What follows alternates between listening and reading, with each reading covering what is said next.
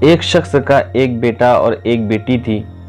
وہ دونوں سے بہت پیار کرتا تھا، مگر بیٹے سے بیٹی کے بنسبت زیادہ کرتا تھا۔ جو بھی چیز لاتا پہلے بیٹے کو دیتا، پھر بیٹی کو دیتا۔ بیٹے کو اچھے اسکول میں داخلہ کروایا، جبکہ بیٹی کو ایک نارمل اسکول میں داخلہ کروایا گیا، یہ کہہ کر کے کہ بیٹی ہے، کل کو گھر گرہستی ہی تو سنبھالنی ہے۔ بیٹی کی نسبت بیٹے کا یونیفارم کا اچھے سے خیال رکھا جاتا تھا۔ بیٹا بہت ضدی تھا اور اس کی ہر دن ہر فرمائش پوری کی جاتی۔ اگر کوئی بات پوری نہ ہو تو رونے لگتا، جبکہ بیٹی بالکل بھی ضدی نہ تھی۔ باپ تھکا ہارا جب شام کو گھر آتا تو بیٹی دوڑ کر استقبال کرتی، باپ کے ہاتھ میں کچھ ہو تو پکڑ لیتی، فوراً پانی کا گلاس پیش کرتی، کندھے دباتی، سر میں لاڈ سے انگلیاں کرتی۔ باپ ذرا سا پیار جتاتا تو کھل اٹھتی، جھوم اٹھتی۔ دھیرے دھیرے بچے جوان ہو گئے۔ بیٹا بھی اب سعادت مند اور فرمانبردار تھا، مگر جب بھی اپنے ذہن میں بہن کی فرمانبرداری سے اپنی فرمانبرداری کو موازنہ کرتا تو خود کو بہت پیچھے پاتا۔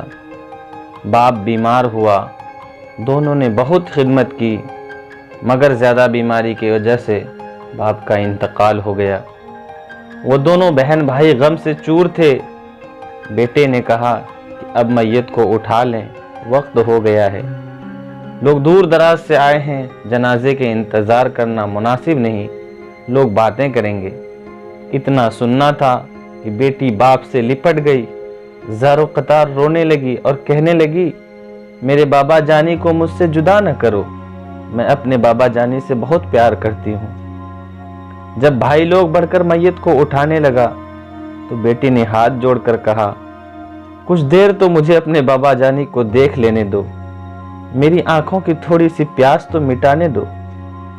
جب لوگ میت کو اٹھا کر چل پڑے، وہ دیوانہ وار پیچھے دوڑتی گیٹ تک آئی۔ اسے بچپن کی محرومی کا کوئی دکھ نہ تھا، نارمل اسکول میں پڑھنے کا کوئی رنج نہ تھا، بھائی کو چیز پہلے ملنے کا دل میں کوئی غم اور گلہ نہ تھا، جائیداد میں حصہ نہ ملنے کا کوئی شکوہ نہ تھا۔ دکھ تھا، غم تھا تو صرف اس بات کا کہ اب وہ اپنے بابا جانی کو دیکھ نہ پائے گی، اس کی خدمت نہ کر پائے گی۔ بیٹیاں سچ میں بہت پیاری ہوتی ہے، بیٹیاں سچ میں بہت خدمتگار ہوتی ہے، وفادار ہوتی ہے، فرما بردار ہوتی ہے، بیٹیاں سچ میں رحمت ہوتی ہے، بیٹیاں بڑی حسار ہوتی ہے۔